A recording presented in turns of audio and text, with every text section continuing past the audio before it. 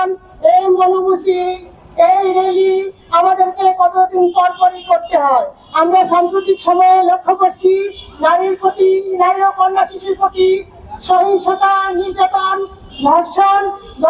দলবদ্ধ দর্শন পরবর্তী হত্যাকাণ্ড, ইফতিজিংয়ের ঘটনাগুলো বেড়েই চলেছে। কেউই রেহাই পাচ্ছে না। 2 বছরের শিশু থেকে শুরু করে 70 বছরের বৃদ্ধা কেউই রেহাই পাচ্ছে না। সেটা ঘরে হোক, সেটা ঘরের বাইরেই হোক, নারীরা নিরাপদ নয়। কিন্তু কেন আমরা নিরাপদ নই? একটি দেশের অর্ধেকের বেশি জনসংখ্যা নারী, সেই নারীকে আমরা কেন মানুষ ভাবতে পারতেছি না? একটা এই যে মাগুরার ঘটনাটা আপনারা সবাই অবগত।